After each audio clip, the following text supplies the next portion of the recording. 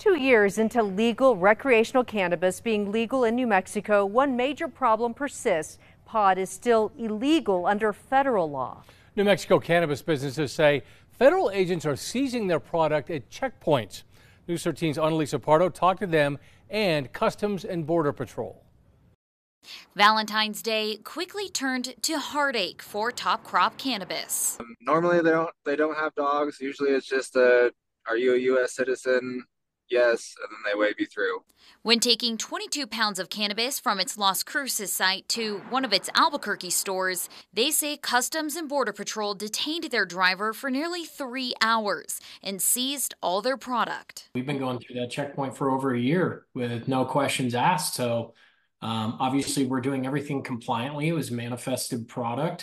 So I was shocked, a little blown away and taken back. Top Crop Cannabis says the feds told them they would get a letter to get their product back, but that letter never came. $139,000 worth of product was gone.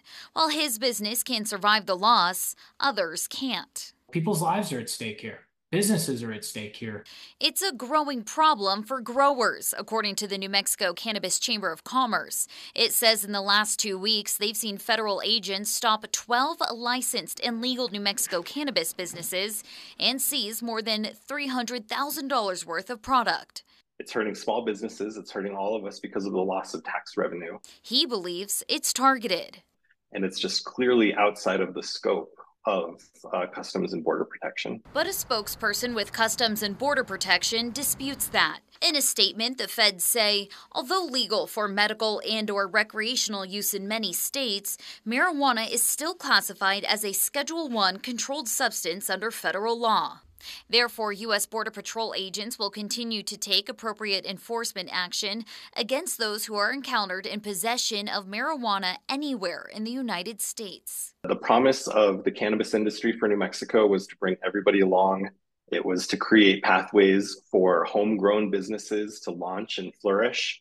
And this is a slap in the face to all the hard work that our state has done to legalize cannabis the right way. The chamber says it's calling on the White House to intervene and is working with its congressional leaders to find a solution. It's one of those weird things where you have something that is legal in a growing number of states, the majority of states, but it's not legal at the federal level. And these are growing pains, but frankly, we have outgrown these growing pains at this point. Annalisa Pardo, KRQE, News 13. A spokesperson with Representative Gabe Vasquez's office says they're looking into the issue and believe the federal government should respect New Mexico law. A spokesperson with Senator Martin Heinrich's office says stopping illicit fentanyl should be the fed's focus, not seizing cannabis being transported in compliance with state law. Their full statements are with this story on KRQE.com.